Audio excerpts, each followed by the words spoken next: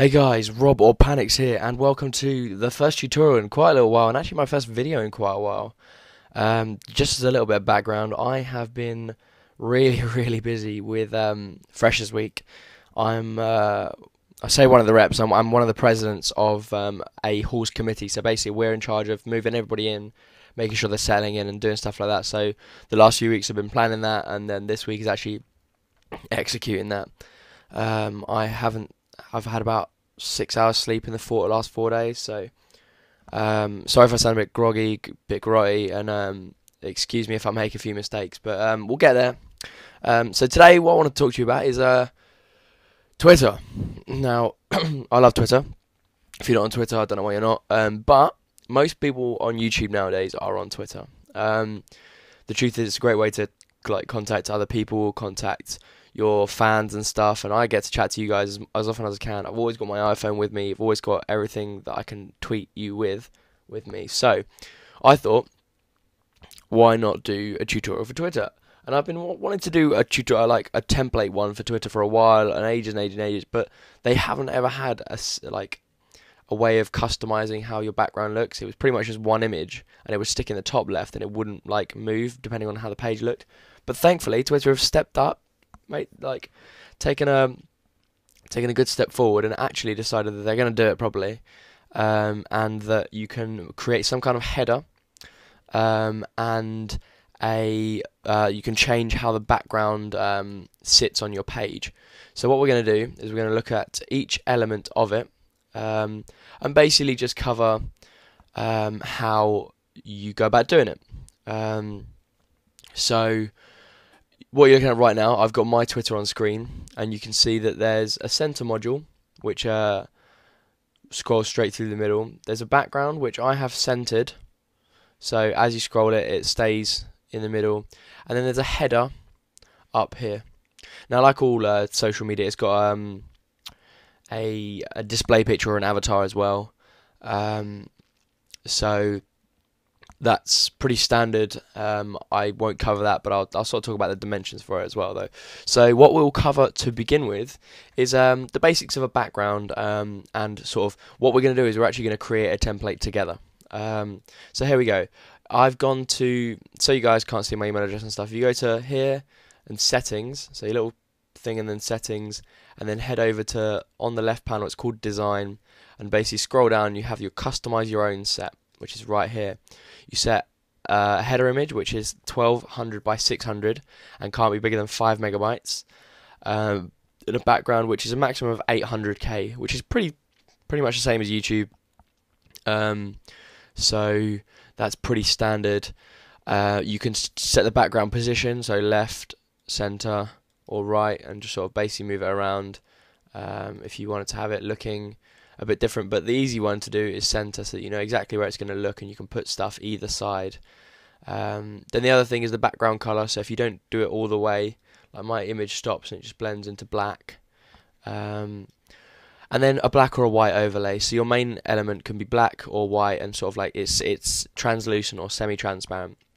So what we're going to do to create this template is we're just going to grab, I use speed cap down here. You can use Giazo, whatever you want. Just click it and grab the entire window like that. This it's exactly the same for PC or Mac, and it should pop up right here saying you've got one. Come on. Do a bit quicker. Make sure you got Photoshop open, and speed cap broken. We'll do it the old-fashioned way. I'm going to hold Control, Shift, and 3. No, Control, Shift, Alt, and 3. What are the buttons for screenshot? Let's try screen cap again. See, that's clicking. That's making a noise. Come on. Or you open another window? No? Oh, I wonder if speed cap's down. Right, yeah, sorry, no. It's on a Mac, it's Command, Shift, and F4. And you'll get this little cursor here. Drag it across, and it will take a screenshot. If you do Command, Shift, and 3, you'll get a screenshot of all your screen and a second screen if you have it. And on a PC, you should have a button that just says print screen. So what we're going to do is we're going to open up Photoshop, and we're going to set, to begin with, we're going to set a really quite a wide canvas. So we're going to go 2,000 pixels wide and about 1,000 pixels tall, and then just hit OK. Making sure it's RGB, because RGB is web color. Head into Finder, or if you're on a PC, just hit Control V. It'll paste your thing in. But we're going to go to Pictures for me, Max Screenshots, and then we're going to put it in order, date modified. Now it should be this one. So I'm just going to drag it in, and just make sure it's 100% up there. And then what we're going to do is just bring it up all the way. Let's turn my notifications off. That was just an email I've got in, and then we're just going to bring it up until, this isn't an exact science because this is just a guideline bit, so let's delete that. And basically what we're doing is we're just going to create some actual guides. So make sure you got your rulers on, press Command R or Control R to get your rulers up, and then we're going to zoom in. What you're going to do is just drag from the ruler down to about here where you see the toolbar ends, basically so you know exactly where you won't ever see anything. But you can design into that space, because I think it sits behind it. I can't be exactly sure, but basically don't design anything into that space and you won't ever lose anything. And then we're going to drag one ruler from the left onto here, and then one ruler from the right onto here. Now this is not an exact template. You can spend your time making an exact template if you want. Like I say, that ruler wasn't exactly right. There we go. That one's in exactly the right place now, and we'll drag this one out. If you can't really be bothered to do this, I'll make sure there's some kind of template download in the description. And now if you hide that, and we'll create the background to be, let's say we're going to make something that's blue. Not that blue, that's horrible blue. Something nice dark blue. That's going to be your template. So anything either side of here will be where you can design. So let's also, what I'm going to do, so this is a sort of nice download. I'm gonna show you, this is what, you know, when I do downloads and stuff and templates, this is essentially how I make them. I grab a screenshot of rasterize, grab a screenshot of how it looks, and then just generate my own. So what we're gonna do is we're now gonna copy this bit, paste it in, drag it over, and then if you hold down Alt and drag down, it duplicates it. That's one of my little my Photoshop tricks. Oh my good God, my throat. And then there we go. What we're gonna do is do that, convert it, and call it menu bar, and we're gonna lock it. And there we go. And then what we're gonna do through here is so I've dragged that, and then I'm adding in this space here, so I know it's exactly that. We're gonna create a new layer, and we're gonna create a white overlay. And then we're going to duplicate that and create a black overlay by pressing Command I and flipping it.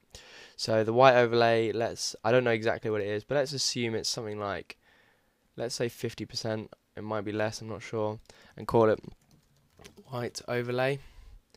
And then we'll call this one black overlay. And what you just want to make sure is that these three bits we're also going to put in a group, so Command G, and we're going to call this elements. And basically what you're going to want to do is, if you're designing someone that wants a white overlay, just hide the black one and vice versa. So we're going to start with the white one, and this is your template. Now this is quite a wide one. Most people won't have a screen this big, and like a YouTube one, it's pretty much you want to blend it out into a color. Now you can do that to black or whatever. So we'll start by doing that. So we'll create down here, you see the sort of half moon shape, click on it and click gradient.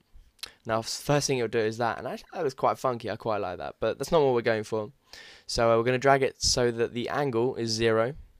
This is very much like my YouTube tutorial, so if you guys have seen this, you can probably skip forward a little bit. And basically come into here, you want to have it opacity 100%, and then about the location, let's say 15 or 20%, you're going to have opacity at 0. So basically it blends from one colour into the other. And then you want the same again at the matching one. So if you had it at 20, then have it at 80 with 0%. and then again at 100. And make sure these bottom colours are the same. So let's say we're going to go for something this blue here. So what you can do is add it to swatches, click that, and then do the same here. And then what you're going to want to do is do a bottom one. Now this is the wrong colour because obviously you don't want it bleeding to the same colour. So if this is where the swatches comes in handy. So at the moment it's added to the bottom of the swatches. You can see I use a lot of blues when I do backgrounds and stuff and in my design work. So we're going to come back to here. I'm going to set this to colour overlay. Overlay. Click on the swatch so you know where your sort of starting point is, and just bring it up a little bit. So that's looking quite funky fresh. Funky fresh, really, I went with that. And we're just going to duplicate this gradient fill by holding down Alt and dragging down, and then clicking on here, taking the angle back up to 90, and then what you're going to want to do is just take out the end one. And what that does is it blends it at the bottom. Now if you think it's a too sharp a blend, you can always adjust this and play with it a little bit more. You can see exactly what that does. And basically what it means is when you give this to the guy, your background colour is this swatch. So if you click on the swatch and enable it, down here you click on that, and then this is your hex colour. So the 6001527.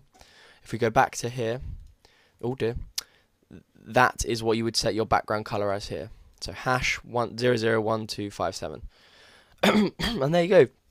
That's pretty much the basics of it. So how it works is any space here is real estate, but remember it's a fixed background. So what I mean by that is as you scroll, the background doesn't move. So people that are looking at it on little screens like this probably won't see much, but if you've got a bit of a wider screen like I do, you'll see a fair amount. So I wouldn't advise doing anything really important past about here, and the same width wise. So you're going to want to look at about here and about here. Now these aren't exact measurements, and you obviously if you're looking to appeal to people with bigger screens, maybe you want to put a little like a spoiler in on the right hand side. If you've got a massive screen, be like, thanks for looking at my stuff on a big screen, or like, nice screen, dude. And something like that. I don't know. It's a bit weird, but yeah, that's basically what I do. And oh my god, ow, my throat. I have a texture pack download in on the lights and textures tutorial. The link to that will be in the description, because here it pretty much becomes the same thing.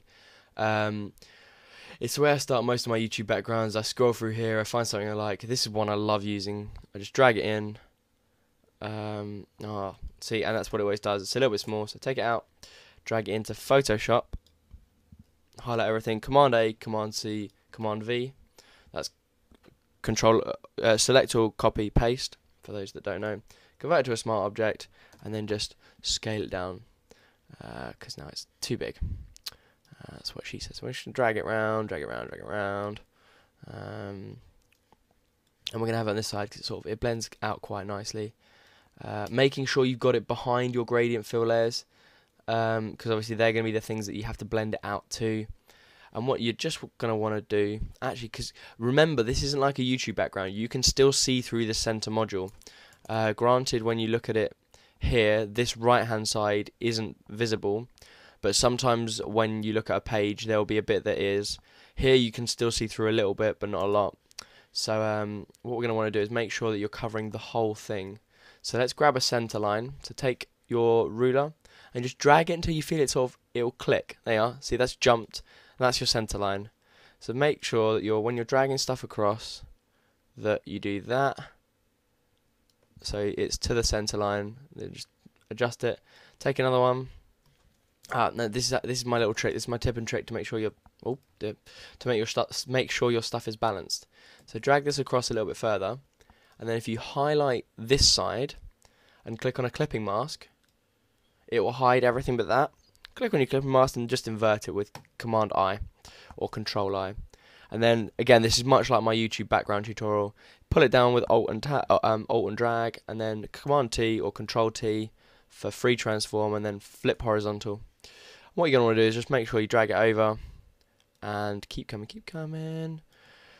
And then zoom in nice and big. Press Command H to hide your guides, and then just drag it over, and there you go, bosh. Put Command H back on. Convert that to a smart object, and then this isn't really the right sort of color, the right kind of vibe that we're looking for. So what we're going to do is we're just going to go back down to here and put a gradient map on it. Now, a lot of people don't know how to use gradient maps or use gradient maps properly. What it does is basically everything from it finds that this darkness on that, basically anything that's black is this color, anything that's white is this color, and then in between it sort of merges between the two. Now we only want to apply it to this, so we're going to hold Alt and click between. You get this little half moon thing.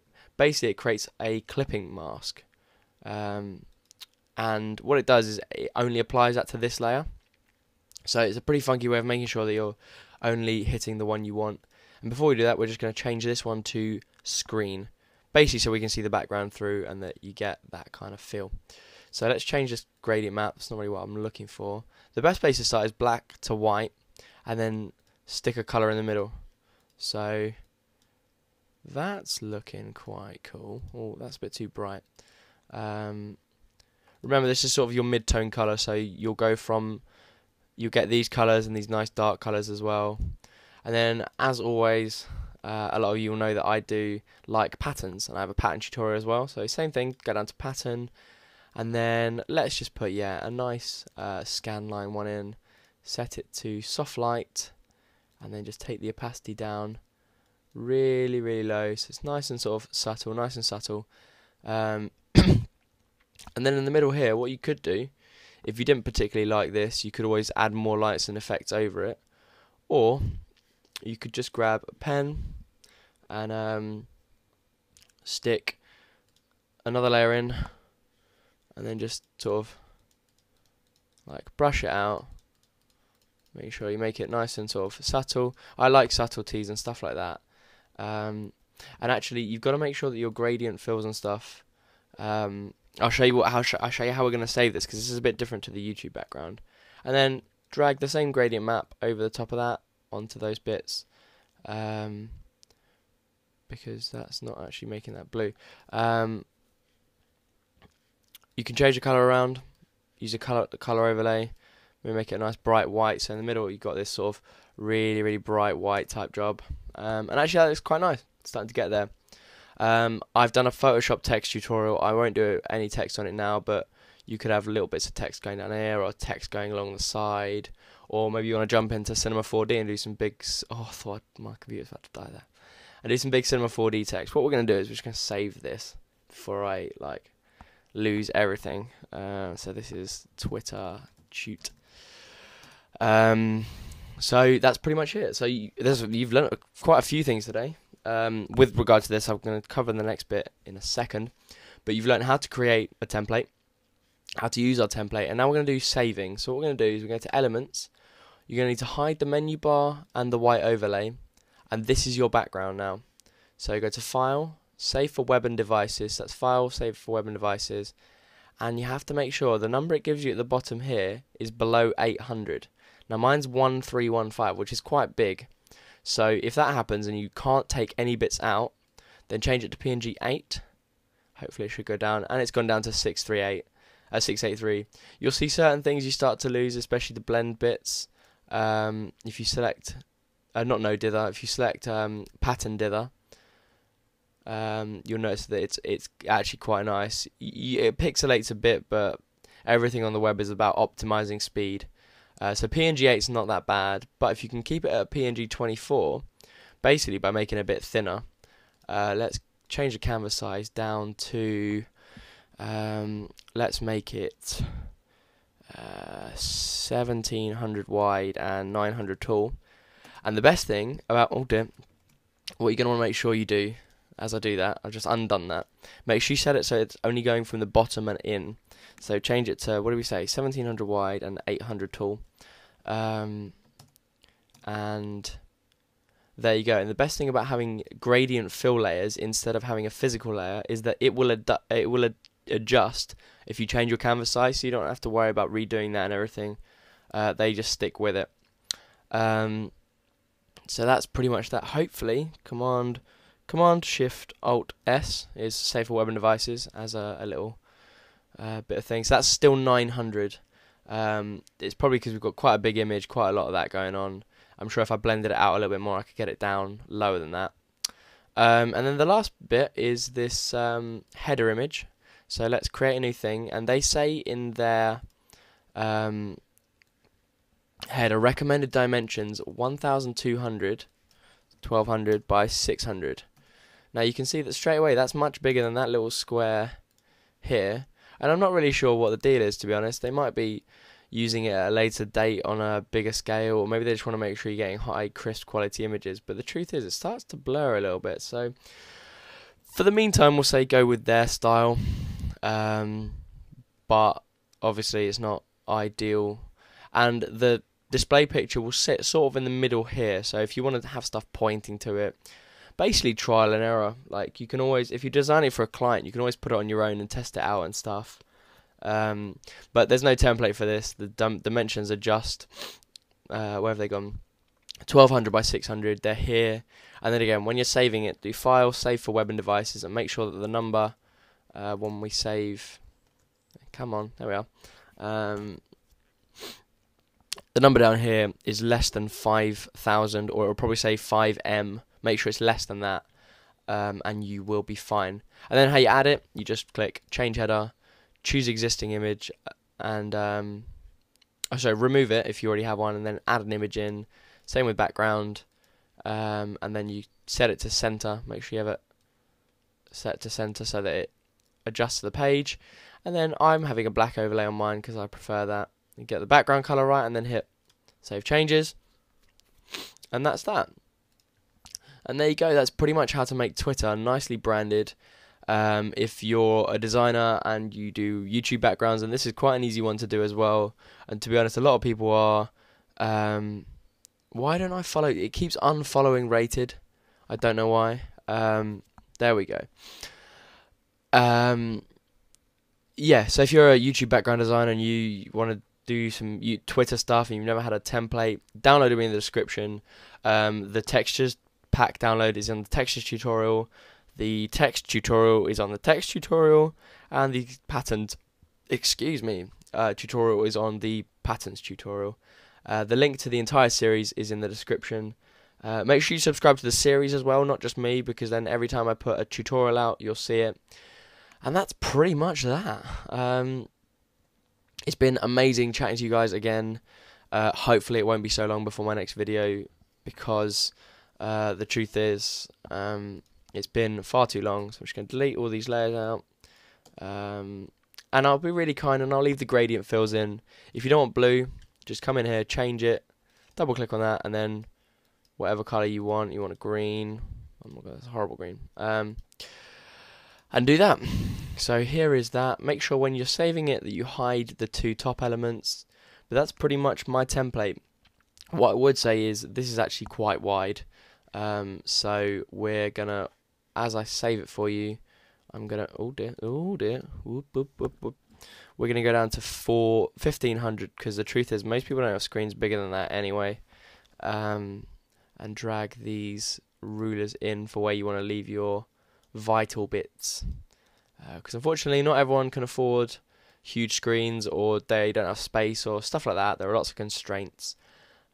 So that's that. If you guys have any questions, put them in the comments. I hope you guys enjoyed this, and that you guys can all have some really sweet looking Twitters.